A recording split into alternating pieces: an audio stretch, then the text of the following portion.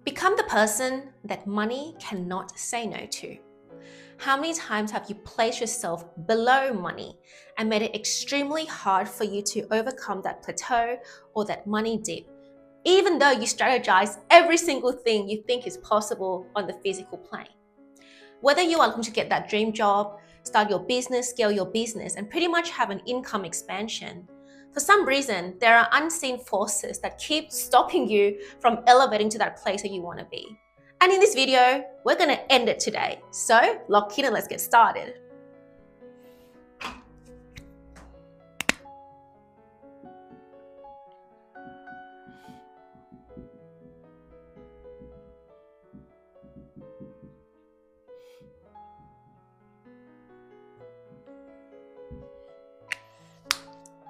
So interestingly, one of my most favorite books on money is one by Ken Honda, Happy Money. And he talks about the importance of thanking money every single time a transaction is made, because basically money that is in your pocket could either be your friend or your enemy. And if you don't treat money with respect the way that I didn't when I was younger, then money cannot respect you back. So the interesting thing about money is that we have a limited paradigm of the way we go about life based on what we've heard as a young child and what we've also experienced. So going back to Happy Money by Ken Honda, every single time I associated the concept of money with me, all I used to ever think about, right, is this. Money is scary to me, especially big money. And the reason why I used to always feel like money is scary is because, well, growing up from 0 to 5 years old, I grew up in a fairly wealthy family. So I don't know the concept of earning money when I was very, very young. Everything was easily handed to me. And so in a way, it kind of made me feel incompetent because, I didn't have to go out there to do things myself until about 6 years old, where our family's financial situation completely turned around and we had to come to Sydney. And that was when my lifestyle changed a lot, from being spoiled and, have so many people showering me with praises because family has money. I had to experience culture shock and the feeling of scarcity for the first time in my life. And also the vibrational experience of everything shrinking smaller. So even though I couldn't comprehend what was happening because I was 6, but vibrationally, I felt like my world was getting smaller and things just got contracted. And so about 3 years later from that time, my parents became a restaurant owner. And I remembered every time we drive past these humongous homes on the way to the restaurant, which is quite close to the restaurant as well, my mom would say to me things like, well, to the whole family pretty much, that the person who owns this mansion probably is doing something illegal. So, I've always heard things like, if you want a mansion like that in Sydney, you must be doing something illegal, or you must be, doing money laundering. And, how can you have an ethical occupation and have that insane level of wealth to buy that kind of house? So that was what I grew up hearing as a young child and a teenager in Sydney. So then when I think about money and the feelings I feel towards it, what I predominantly feel is scared. I feel scared of having big money. And the reason why there's fear around it is because how will they judge me? And I'm talking about your default ecosystem. The people that you went to school with, the people that you trust, your childhood friend, down to your co-workers at work, down to the people, your professional colleagues, your cousins, your relatives, and the sum total of the people that, you have 6 degrees of separation with. So there's first degree, where it's like you're the closest people, and even just the first degree separation, how will they see me if I make money beyond this limit of my ecosystem? So even though in a lot of personal development space in money, they say that, what are the thoughts that you have about money? And it's like money is the root of all evil, or money doesn't go on trees. But when I tried to only focus on that statement, I couldn't get to the root of my subconscious limitation towards money. So you've got to get to the roots beneath things like money is evil or money is scarce. This is the top layer of what people fundamentally say, but then you want to dig down to your personal experience towards money. And my one is that ethical money, the kind of money that doesn't involve, doing shady things for it, requires self-sacrifice. And what am I talking about self-sacrifice? Well, if you don't want to sacrifice your dignity for dirty money, then ethical money requires a sacrifice of your mental, spiritual, and physical well-being. That was my money story. Wow, I actually had this breakthrough right now because I never really phrased it that way, but pretty much my money block, at least, was that to earn money in a way that serves your dignity, that preserves your reputation in the family, that makes you relatable to your ecosystem, that makes you a good person, and that fits you in this kind of cushy life where people in my ecosystem would just go get a job at the bank or something like that, which is nothing wrong with it. But if you're saying that the only condition of money that I'm allowed to have is that it requires me to get underpaid, to overwork, so then you have to work 3 times as hard and get half the pay kind of thing. Not even work 2 times harder and get half the pay. I'm saying work 3 times harder now in these days, right? If that is the law of your money world, then that becomes the law of your money world. So no matter who you come across, no matter what resume you send to, no matter what kind of mentors you seek, no matter what friendships you build, once your paradigm is limited and your subconscious says that ethical money, again, that doesn't require me to do weird things and shady things and that kind of stuff, selling my soul. It requires me to be in a box, in a limited paradigm where I have to do things in a linear way. And if I want to earn more, then I have to sacrifice more of my labor, my time, my freedom for it. And even though logically you're like, yeah, I think I can undo this, but subconsciously you can't get to the root of it because you haven't spent enough time with yourself on how your subconscious is primed, then this will run your life. This will be the blueprint to every single human encounter, down to mentors that position themselves as mentor, then extract from you later, down from the way you send resume, and AI is the reason you don't make it past even the first interview. AI, not even humans, not even HR. So even friendships that position themselves as people who can help you and care for you, but they just extract from you.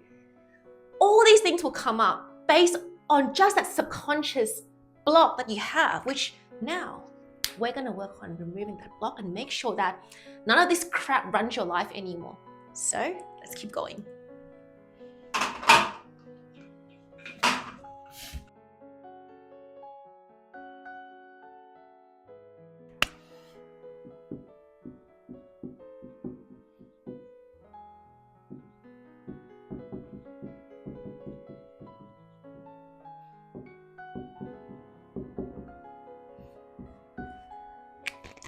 So when I think about money, what I finally came to the conclusion of after a decade, literally, of trying to figure this out is that, because I used to ask myself things like, well, why is the income structure this way in Australia? So I asked myself things like, when I graduate from university, why is the base pay around $45,000 per annum to $60,000 per annum for a graduate job in dollar figures? Then I think about, okay, then why is it that it takes 2 to 3 years to move up the rung and get $70,000 job? Why is it that mid-design position, like mid-manager position, in design or UX design, the kind of jobs that I was looking for, Why are they $70,000 per year? And then why does it take 100 grand pay per annum, to have, you know what I mean? Like 5 years experience to then have a minimum of 100 grand per year. So I thought about all these things, that why does it have to take me at least 5 years to just have a bare minimum kind of income? Like, so I'm not trying to say that it's bad, but based on the cost of living and everything, I just feel like we deserve more.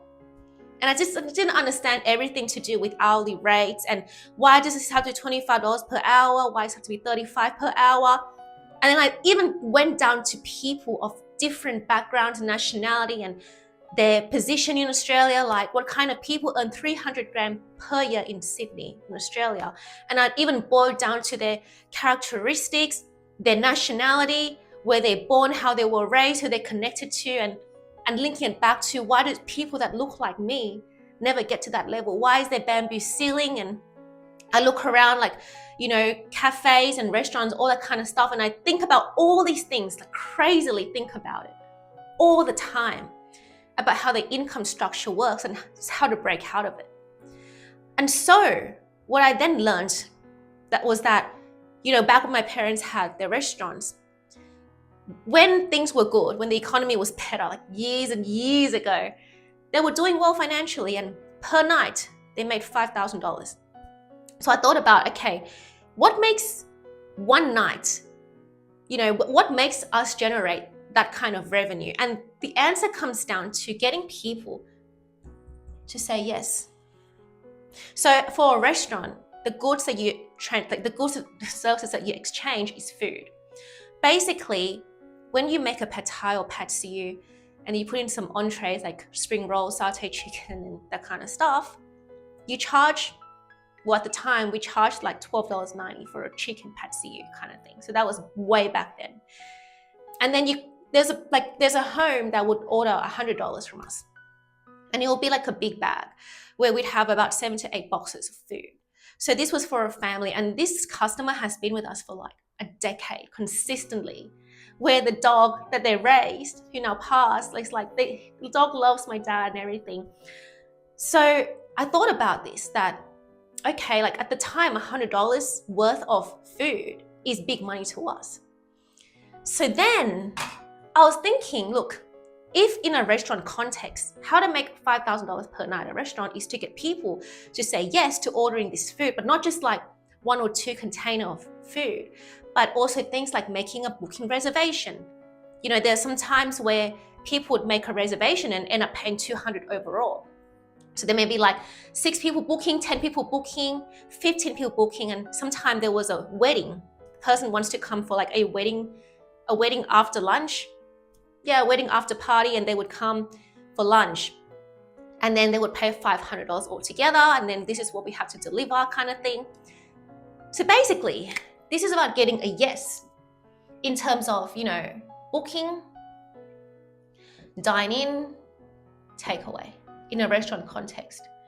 But then as I grew older, I thought about, but what kind of goods and service can I exchange to make much more than just having to make pad see ew, pad thai, spring rolls and entree for like a box, and you sell it 1 box for $12.90, or for roast duck at the time it was $13.90, and to make it even more pricier for seafood it was $18.90. So that was how our food was priced at the time. But I was thinking about how many boxes do you have to sell to be a millionaire kind of thing, but then how many hours do we have to work to be a millionaire? So I thought about all these crazy things, to the point where I came to the idea of consulting when I was in 2017, 2018. And I didn't know that there was a whole online world of people that were exchanging goods and services where you don't really need to have qualifications like MBAs and Harvard degrees and even have a mainstream education, but as long as you know what you're doing and you know how to get people results, such as helping people make 6 figures or 7 figures, even if you don't have the mainstream qualification that is required in the job market, you can make $1 million. So then I thought about it, but then how do you make $1 million from this? So then I broke it down even deeper, and I was like, Look, in order for you to make $1 million, this is what it requires. It's either that you have 10 people say yes at $100,000. So it's either that you have 10 people that give you $100,000 contract per year, or it's that you have 100 people say yes at $10,000, or it's that you have 1,000 people say yes at $1,000, or you have 10,000 people say yes at $100. It's interesting when you break it down that way. Recently, had a mentor, to be a mentor, who on his free workshop, he was talking about how he was doing energy healing for many years and pretty much living off, $400 per month kind of situation and making $35 per hour for energy healing. And then one day, this lady who he performed energy healing on, she said, well, this was really good. Is there anything else that you offer? And he was like, I actually do. So I'm going to offer you a service where, there's X, Y, Z. And the thing is, he doesn't even have the blueprint for it yet, but he got on the call with his other mentor at the time, paid $400 for coaching on this, on how to package his offer. And so he said to the lady, yes, I can kind of like bring something else to the team. So she got him to meet her partner. And her partner was a company. And they wanted him to perform I'm not sure it was energy healing, but, helping the staff transform their well-being, I guess. And the cost was $100,000 per year. So he was fortunate to have met somebody who had the $100,000 budget to pay him. That was one head. And the payment cost was like $20,000 deposit and installment in his case. When I heard that story and how an Australian, the situation like this happened in Australia, which I've never came across because I just never had the vibrational field to manifest that kind of, ecosystem. When I heard of that, I was like, damn, it just makes sense. It's so easy if you just kind of open your paradigm and decide how it's going to come to you. So the thing is, if you talk to people in your context, in your ecosystem, what they might say to you is like, but this is too easy to be true, too good to be true. And they'll say things to you like, but you're just saying it. Saying it is easy, but doing it is hard. So they'll say things like, but where do these 10 people exist that have $100,000 to pay you? And they will throw you skepticism, but how do you get 100 people to pay you $10,000 when your Facebook friend and all that is limited to this amount of people? Or like, we're gonna get 1,000 people to sell $1,000 to. Who's gonna pay $1,000 for an online course from you? Who's gonna do that? Or it's like, yeah, but you're not anyone. How are you gonna get 10,000 people to pay you $100 is too much. So the problem is that you end up meeting people within your ecosystem who will then start projecting their limited life experience onto you and say that these numbers that I just listed out cannot be applicable to you. Especially, where do I find 10 people that have $100,000? It's like, that's impossible, So what I did was I broke it down to this. But if you can just influence, inspire, and also relieve these people from stress, especially the 10 people with $100,000 budget, then they'll pay for it. Basically, I then went down to see more videos and I found how people that were charging this kind of money from entrepreneurs, what they were really doing. And I understand that there's Facebook ad strategy and how to hire better and how to optimize their business better. And that's the kind of consulting they do. But then when I really broke it down to what the people paying this kind of money was really seeking, beyond just technical solutions, they were seeking a sense of. Aha, I get it. I feel so much more relieved.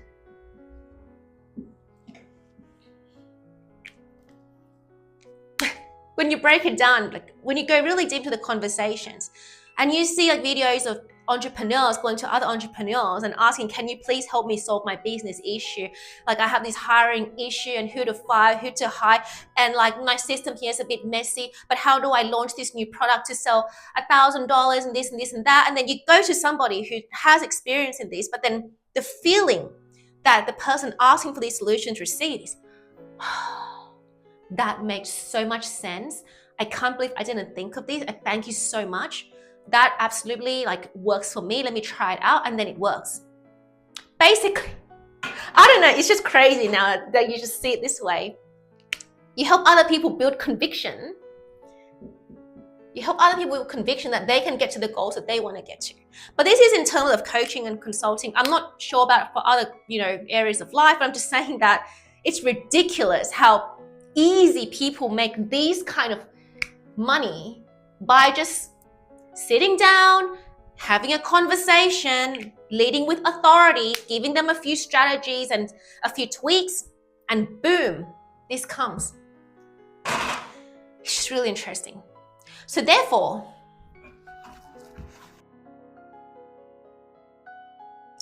how do you make people say yes to you? Because I know it is easier said than done, but like once you really tune the energy in this kind of way, it's just game changing. Now, basically, now we're going to go into a bit of spirituality, that as within, so without. And if you do not pay yourself within the amount that you want to be paid, then how can the money find itself to you without?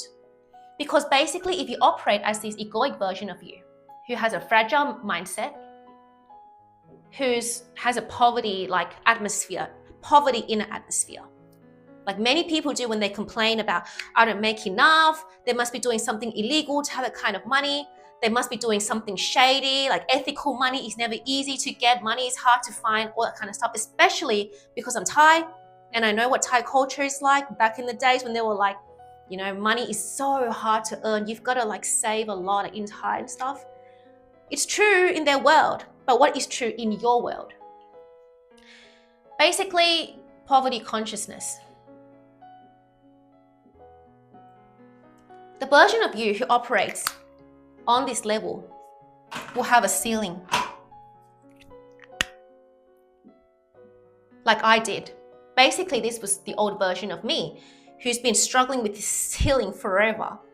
So your ceiling may be like a graduate job, like salary. It might be 70 grand per year salary. It might be 85 per year salary. It might be 100 grand per year salary. Then you, as a business owner, it might be making only 20 grand per month and you want to jump to 50 grand per month. It might be, now that I've had 50 grand per month, I'm plateauing and I want to get to 100 grand per month. And then it can be things like, but I'm plateauing at 100 grand per month and I want to get to $1 million per month, and so forth. Because I've seen people that are like, I'm not satisfied with making a million per month kind of thing. So this happens at every level. But let's just say this is like literally the level where it's very bare minimum for me. Let's just say it's $400 per month. This version of you, no matter what you do, to read Think Rich, Grow Rich by Napoleon Hill, to read Robert Kiyosaki, Poor Dad, Rich Dad, Poor Dad, to do anything possible, go out to MLM, present pitches, meet people, network with people, wear a suit, wear expensive dress, go and drink with these people, whatever. Whatever you do, you don't penetrate beyond this ceiling. No matter what ads you run, no matter what copies you run, no matter what kind of website you build, no matter what kind of content you put out, no matter what you do, if your inner state is in $400 per month, you can do a bunch of sales, you can do a bunch of marketing, you can send out 100 plus resume, and for some weird life force, some weird like unseen force will always throw you back in a situation where the life quality is $400 per month, let's just say. It might be more, it might be less. So the thing that happens usually, at least for me, who was in this state, is that my inner state would oscillate literally just like this. It would just keep, my inner state would literally just oscillate like this, up and down like this for 90 days, let's just say. Because in 90 days, no matter what you do to make the step forward, the worst thing that happens as well is that once you start to dip here, here, here, here, and you just dip and dip and dip, you reinforce what you already believe when you dip as well.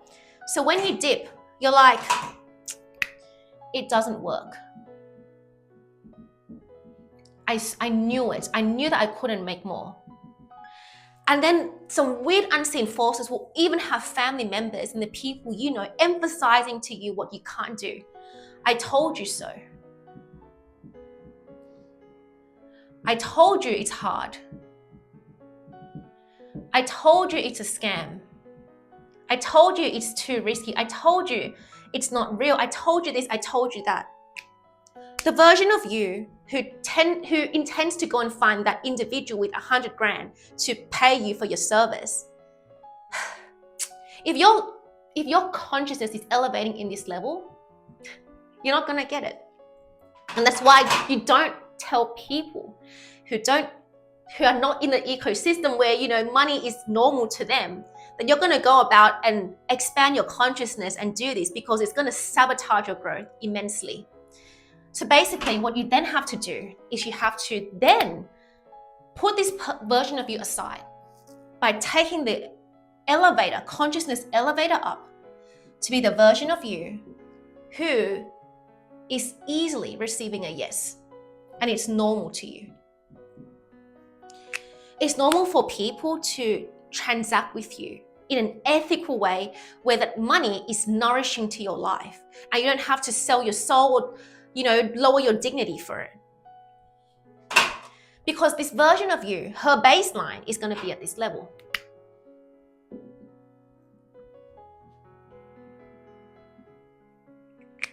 It'll be at this level even higher. So let's just say that this is 1 million baseline per year.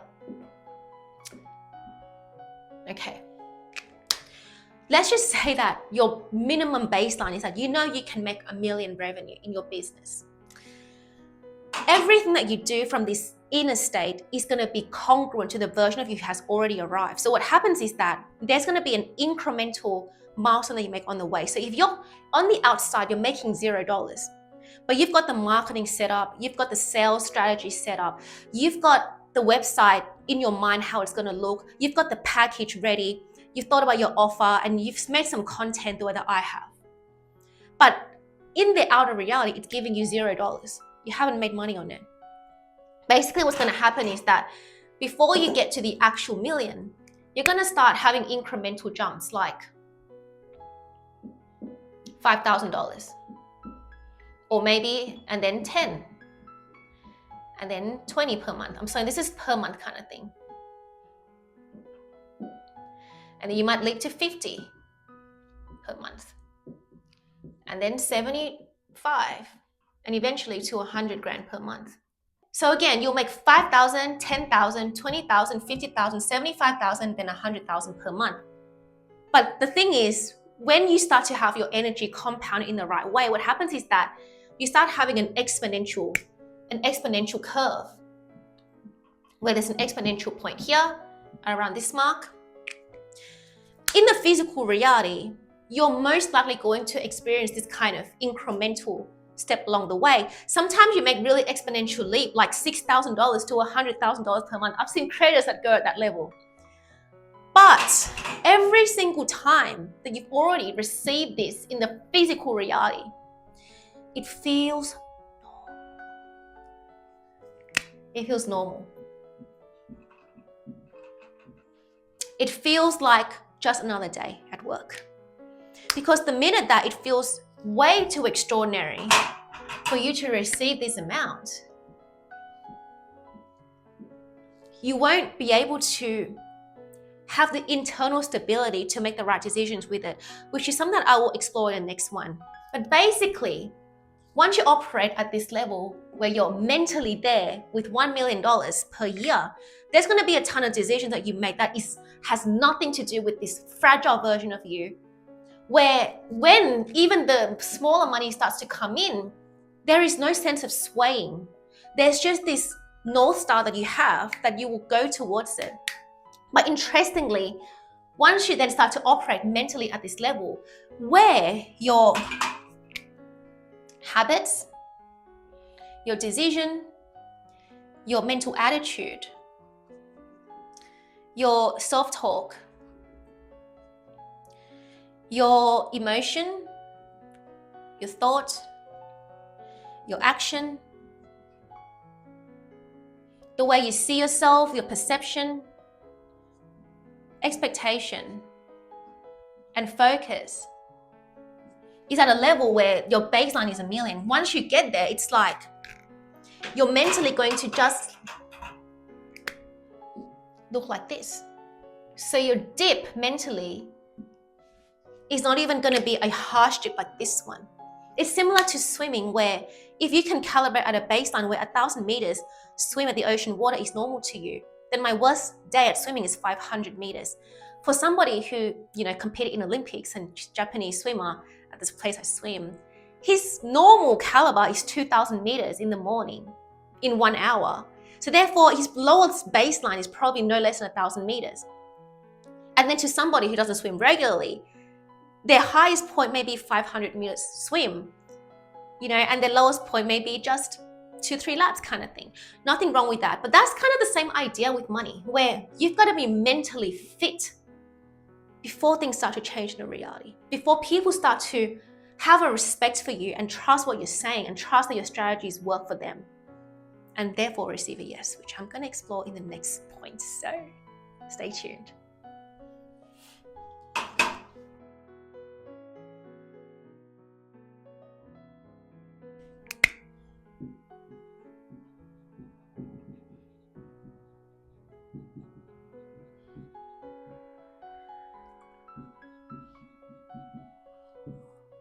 So one interesting concept that I've never heard any creators talk about or any money gurus is the idea of building your money muscle.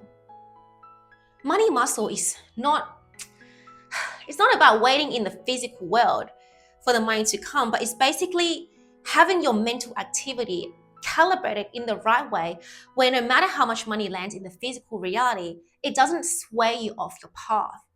And it's interesting because when I watched the TED Talk by Shaolin Master Shi Hengyi, and he talks about the 5 hindrances that block people from their North Star. And those 5 hindrances are: number 1, sensuality; number 2, ill will or aversion; number 3, restlessness; number 4, dullness; and number 5, skepticism. These 5 hindrances can literally make you procrastinate and lack focus and go on a tangent instead of going on a straight path. And it's interesting because when you don't have money muscle, any kind of money feels extraordinary to you, the way that it did for me for so many years. So the last 2 years when I made money on YouTube and I started getting, Google ads paid, and I was doing everything myself, not hiring anyone to help me, I felt to the moon when I got monetized. But if you feel over the moon for getting monetized on YouTube, Google ads, it means you don't have what you should already have vibrationally. So basically, in the book, Parallel Universe of Self by Frederick Dodson, and also the book Outsmarting Reality by Neuro Knowledge, they talk about the concept of that you should have what you already have vibrationally before it lands in the physical reality. So basically, as long as you already have it within, it's going to find itself to you without. But the first person here who doesn't have within, anything will feel special. Basically, there was a phase in my life where I was charging like per session. So I had a coaching package in mind, but people were only willing to pay me like, Patty, if you can get me to pass this interview, then I'll pay you for the next round. But I don't want to pay you like a whole $1,000 for you to help me get a job, because I can't guarantee that after this coaching with you, I will pass the next round to the interview. And as somebody who hasn't got the job, I'm pretty much broke. So then I can't really, demand people to pay me more. And it was just a very weird, but also very insightful phase of my life for me to go through. But basically, someone who doesn't have, and their mindset is quite fragile, what they're going to do is that if they do end up flirting and making solid money, like $2,000, the way they make their decision is going to be really turbulent. It's going to be impulsive. The person with a very weak money muscle gets easily swayed by external forces. And then once they kind of, fluke even more and they go up even more, so let's just say they have 10 grand or something, and it starts to come faster than they expect because they put in the work and they were able to, get their package and their offers working correctly. But the thing is, life doesn't stop after you make money, and there's no happy ending after you make the money. It kind of just keeps going. So just because you made a solid amount of money, it doesn't guarantee that your life is going to be stable unless you guarantee it for yourself. So their decisions may be things like shouting friends a meal. But it's not the kind where like I have a close group of friends I appreciate, so I will shout them a meal and I'll take my family out for celebratory dinner. But it's that they start to make friends with random people and they will start to pay for that friendship. A person with a weak money muscle, once they start to elevate a bit, 20 grand per month or whatever, and then they elevate to 50 grand per month, they start to make wonky decisions with their life. Like, oh yeah, look at me now. I'm making big money now in the way that my past self never made it. So therefore, they might even do things like spend over invest. Because to me, when I started making that kind of money, I started having some really high impulses because of my trauma as a child that, we always had to live in an ethical way and just do things slowly and do it well. And just like, but I want to spend money on these experiences too. And then I didn't get to spend them at the time.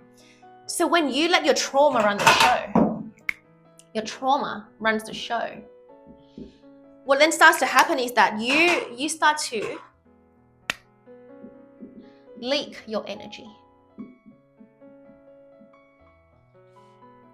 You start to do things like you allocate your time in the wrong places because you are driven by fear of losing it. So then what then would happen literally is that because of the poor financial decision that you then make because you don't have a strong money muscle, what goes on within gets reflected without. So if you're turbulent within, eventually something turbulent is going to happen without financially. So then you take a dip. And then once you take a dip, you have a feedback loop that says, crap, I can't believe this is happening. This is bad. And then you start to panic. And then when you panic, you get into a vibrational field where you are consumed in fear, in guilt, in shame, and embarrassment. This is spiritual, this is stuff like pendulums swinging you back down. So once the pendulum can swing you to a high, it will then take you back low. And this is what I call where you go up by 100, and then the pendulum, destructive pendulum, swings you down by 100, minus 100, and you end up breaking even here. Because internally, you're not calibrated at a level where you can hold a large amount of money. So then you start to make a decision like somebody who never had that money, and then the money just literally goes down the drain because your nervous system is not calibrated to hold it. And I think this is so important in terms of money because we're always taught how to make more money. But then if you don't know how to hold it safely to nourish your life long term, it's just screwed. It's still a poor life quality when you have to go through so much turbulence and emotional turmoil of already having something bigger than losing it. And that's why the person who is then calibrated, at a stronger level with money muscle is that Basically, they take the conscious elevator up to be in this thing called the end state, which is the state of the wish fulfilled. And this usually happens way before the money has come. So therefore, their 3D reality will reflect a bunch of wonkiness, like this, and then they'll merge with them towards the end. But their sense of inner stability is just stable because you know that you have it internally. So therefore, even if you make 20 grand or not, even if you have $50 today or not, which is, I've been there where like, you know, just everything just feels like imprisoned in the place where I'll never make more. But internally, you have it. What then starts to happen is that you are patient with the process and you take incremental, correct actions, such as you don't overwork. There are times where you have to go all in and you may have to work 12-hour days kind of thing, which I have. But somebody who has a strong money muscle has a high self-trust. And they know how to calibrate. So they may be like, okay, look, 10 hours is enough. And the next incremental action they take, it's like, I will only do X DM. And then once I earn this kind of money, it's like, no, I'm not going to spend it yet. I'm going to sit with a decision on where to reinvest it. So I know that a lot of like marketing tactics teaches you how to 10x your DMs and stuff, like how to do 10x outreach and stuff like that. But I'm saying to you, if you're elevating at a place where your decisions, your habits, your mental attitude, your self-talk, your focus, your attention, your expectation, your perception, everything is congruent to the version of you who has $1 million, then your vibrational field has to attract people who has the resources to hire you at that capacity. So therefore, you don't really have to, even if temporarily you might have to do a bit of, you know, cold DMs and all that kind of stuff frantically, but long term, because your vibrational field is resonant with people who have the resources to hire you at that amount, you won't have to take frantic actions and chase people to pay you money, you know. So you'll start to sit with a decision where to reinvest it in a way where the portfolio expands. But the thing is, it's not just about making the money, but then like your life quality decreases. So you're not going to be like overworking or overfunctioning. You're not going to be like, let's 10x ASAP. No. You're going to take it easy and be patient with yourself and be like, look, if I don't 10x this month, it's okay. So you don't try to 10x this month. So then you might take a small dip, but then when the small dip comes, you're like, it's okay. It's okay with this small dip because I know who I am and I know where I'm going. So therefore the next month you're like, I'm not completely burnt out or anything and I have energy to keep going. So you keep going and then you probably reinvest. Or you then think about things where, okay, what kind of materials do I study? Okay, what kind of mentorship do I seek out? What kind of help do I get? Which then increases your confidence. And then you go into things like what kind of recreation activities can I do to, you know, boost my flow, to get me flowing in life a bit more. So you then like, how do I take the kind of break that nourishes me? And then eventually, because you let go and you allow, the 3D reality matches exactly where you want to go. So you don't only have $1 million, but you have the life quality that you believe $1 million can buy you. But the thing is, you kind of have to embody that life quality before the $1 million find you. Because if you don't, once you have the money, you will start doing this where you will start shutting your friends more than you should. You will start making friends with people who want to extract from you and see you as an ATM machine. So therefore you go clubbing with them and you know, socialize with them and you're like, nah, let me shut the meals. And then that's where your money goes down the drain. And you spend instead of invest. So you're like, look, how I look on social media is so much more important than how I feel about myself. So I want to feel validated. I want people to see that I'm successful. So therefore I'm going to just like spend crazily instead of just sitting with the decision and allocating the money to invest in places that brings a 10x return to my life. And not just invest back in the business, but I'm talking about investing in yourself to nourish your life the way that you need it to, and not to invest in other people to like you more. You will not let your energy to the wrong crowd where opportunities start coming in and swarming at you and being like, look, You want to like collaborate with me? You want to do business with me? You want to invest with me? None of that BS. You're just going to be like, I know what my North Star is, okay? So this is my star. So I'm not going to divert from my path with the 5 hindrances I told you about, sensual desire being the first one, which is this shiny object syndrome and leaking your energy to places that is death by 1,000 cut to your identity. You're not going to allocate time to people who will absolutely leech from you later on because you can identify them with high discernment. And so therefore, when your internal world is stable, money doesn't overly excite you, but it's kind of like a vehicle, a mechanism for you to magnify the kind of life that you want to have, which I will talk about in the third point, which is really important. So you want to be this person who is in the end state and make sure that you are calibrated at the end state, which is 1 million, before it lands. So ahead of time, you actually want to kind of roughly imagine it ahead of time that, look, if once it lands, I'm definitely going to take it slow. I'm not going to splurge. When it lands, I'm not changing my lifestyle drastically. I'm going to make a slow change to my lifestyle because I want to maintain what I already have, and stability is important for me. When it lands, I'm not going to, leak it out to unnecessary friendships. When it lands, I'm not going to say yes easily to people. When it lands, I'm not going to make stupid decisions. And once you get that arranged within yourself before it lands, once it lands, your life will 10x. So let's move on to the next one. The final point, let's go.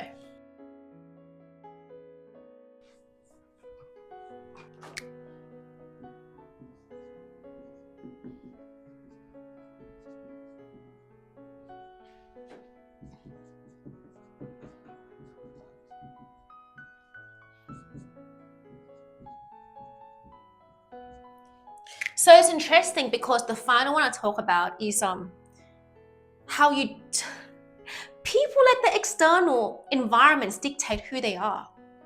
Basically, every time I talk to people in the past that, how do you spend your time? Where do you go to? Where do you eat? Where do you socialize? What suburb do you spend time in? What activities do you do in the morning? And they're like, well, I do X, Y, Z. But if I had money, I would do X, Y, Z. So you're saying that because I don't have money the way that I want to have it, I can't afford to invest in my well-being.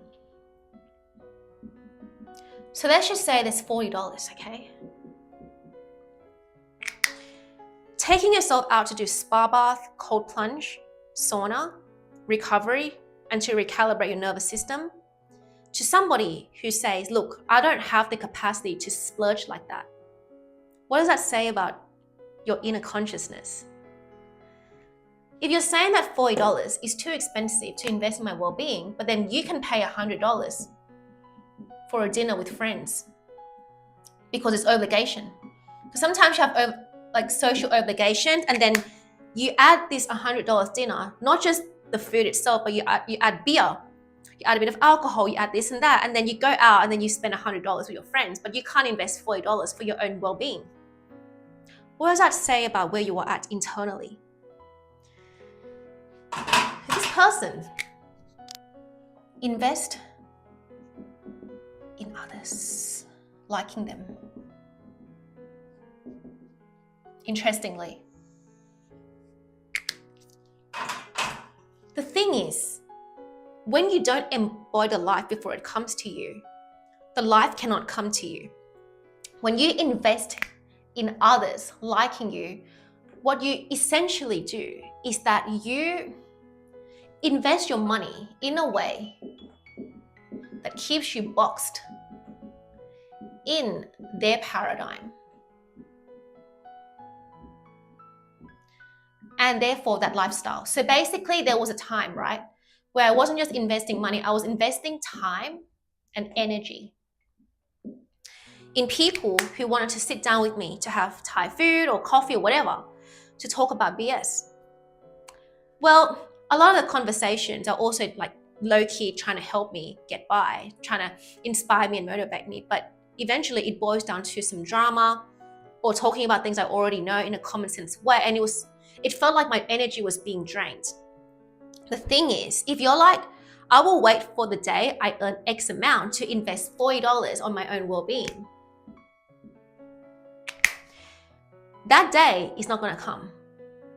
Before you even have the big money that you want, you have to kind of get a rough idea of where you truly want to allocate your time and energy. So it's not just about investing money, but you've got to like sit with yourself and ask yourself, where do I truly want to invest my precious energy to the point where, because like you don't have in the physical world, but you know exactly where to allocate your time and energy, you're embodying her miles ahead before it even lands. And that's exactly what Neville Goddard says, which is that's how you live in the end state, where the cause of reality is you. And then the effect is your life. And it's interesting because so many of us want to 10x our result. We want to 10x our life. We want to 10x our income. We want to 10x our, ability to afford things. But we don't come back to ask if we want to 10x our revenue and our profit, and we want to 10x our leads and clients acquisition, and we want to 10x our customer retention. Where does it start? It starts with 10xing yourself. But the thing is, how do you 10x yourself when you're doing this thing called death by 1,000 cuts? By investing in others to like you. So how many times have you seen people that are like, nah, I have a party scheduled this evening. Oh no, there's this influencers event coming up. Let me buy tickets to go there. Yeah, let me splurge $100 on a ticket to go to this, to get into this store, to go and socialize with these people. Yeah, basically I have to please this person and pay for their drinks, and also pay for their friends' drinks as well, and pay for their friends of their friends of their friends' drinks as well, so that they like me and we build a goodwill, have a good relationship, and therefore close his business deal kind of thing. But the thing is, how do people respect you long term over the course of 10 plus years if all you're ever doing is you draining your energy for outside things? Whereas the person who embodies life already, basically, if like your ecosystem has a certain way of living and you're saying to yourself, I'm going to go to spa bath by myself. I'm taking myself on a solo date. I'm going to go read by myself for 6 hours at Dimmings, which I have before. I'm going to go meditate by myself. I'm going to go for like morning swims, 1,000 meters swim in the ocean water, and wake up at 4:50 a.m. or 4:30 a.m. And before I was waking up at 4 a.m. Yeah, I'm going to like go work out like this by myself. And I'm going to go do 15 minutes cold plunge. The things that I've done by myself. And then when you tell your ecosystem, who may not have the same value as you, and that you're doing this, and they're like, but Patty, that's not healthy for you to be by yourself. It's not healthy for you to like not socialize. It's not healthy for you to be on monk mode and do things your own way. If any of these kind of influences sway your sense of self, that doing things like this, nourishing your life with solo experiences, solo dates, giving yourself some time off from people, allowing yourself to be comfortable in your own solitude, allowing yourself to go and figure it out by working out by yourself, by recalibrating your muscles, doing the swims, and just like being present with yourself through these swims, going to sit 15 minutes in the cold plunge, and then people are like, yeah, but it's too dangerous for you, you're gonna freeze your kidney and that kind of stuff. But you know that you're calibrated to a level where you can, so it's safe for you. And you go and do things like 1,000 meters swim in the ocean water in the morning by yourself, and you meditate by yourself. But if you seek external validation from doing this, then what happens? You go back to being the version of you who hasn't changed. But all that's changed is that now you have $1 million to burn. Whereas this person of you has $1 million to nourish their life and 10x themselves.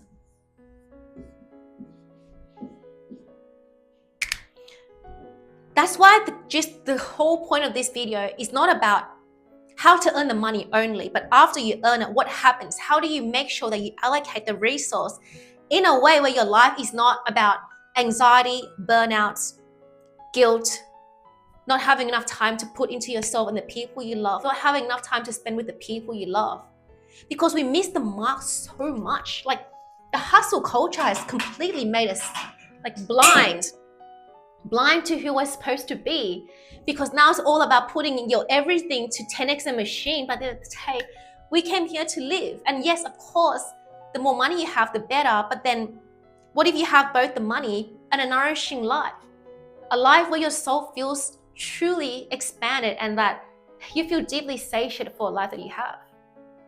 So therefore, to avoid the trap of you then having access to everything, but none of these things are able to fill a hole within you because your trauma runs your life and others liking you is more important than you liking yourself, we want to make sure that for you to become the person that money comes to you and that money can't say no to, you never say no to yourself. And whatever you want to do and what you truly desire in your heart, you do it for yourself. Because once you 10x, your staff 10x, your clients 10x with you, your customers 10x with you, and everything in your life is going to be a beautiful, enriching one. So this is it. So again, I'll be having coaching soon. I believe when this video is out, I probably will be coaching already. So basically, my purpose is to help high-achieving women reach their tipping point in 8 to 12 weeks by shattering their inner worth ceiling. So they can do this and 10x their life and nourish their life the way that they deserve. So that sounds like you, get in touch and I'll see you soon. Bye-bye.